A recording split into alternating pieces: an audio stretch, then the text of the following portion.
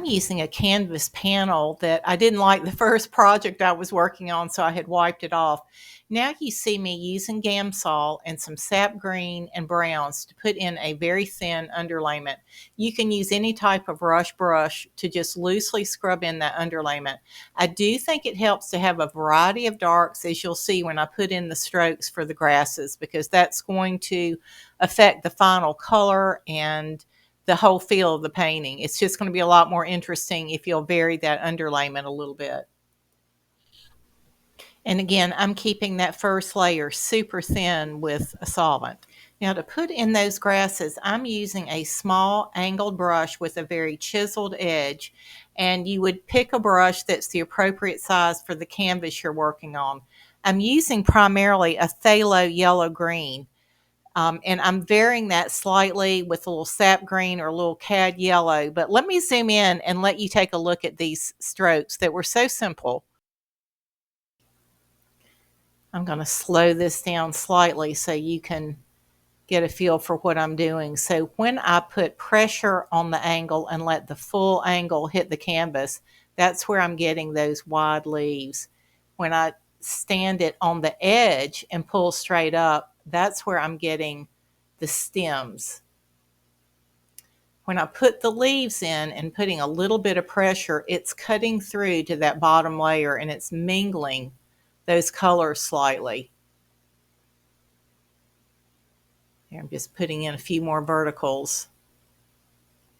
And it helped me a little bit to get the verticals in first, just to kind of get a feel for the placement. And notice they're not all equally lined up. They're unevenly spaced. Some of them are going at angles. Some of them are starting lower on the canvas than others. So in order to get this to look natural, it needs to have some variety to it. When I first wipe my brush and pick up my light green paint, those leaves and stems are the brightest. But as I continue to make marks without cleaning off my brush, of course, it's picking up that underlayment.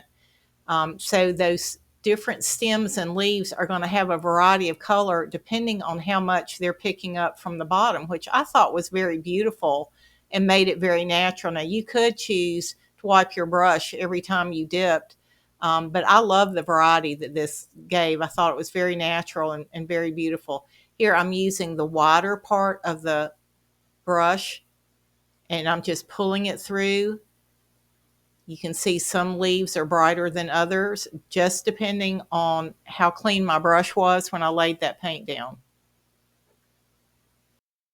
Here we're back to regular speed, and you can see how quickly I'm doing these blades and these stems. I'm doing it just super fast, super loose, and gosh, I was just so pleased with this. I was so pleased with how easy it is. I was so pleased with the variety of color, what was happening with the leaves and stems as it was pulled through that underlayment. I thought it was just beautiful, and I can see doing this on a large scale, on a much larger painting.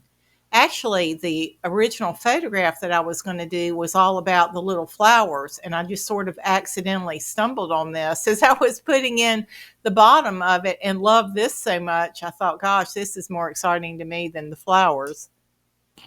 You'll notice on a lot of these strokes, I'm starting with a stem and then I'm pulling off to the left or right of that stem.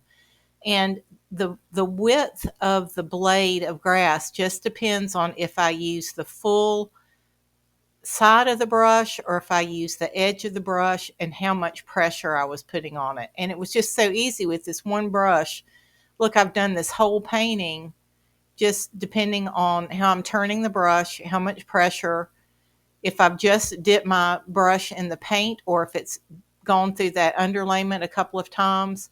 I just absolutely love what has happened with this. And again, I think I'm going to tackle maybe, I love paintings where there's a place where I walk and in the summer you have this beautiful field full of wildflowers and just the grasses in it are so beautiful and it's so dark at the bottom.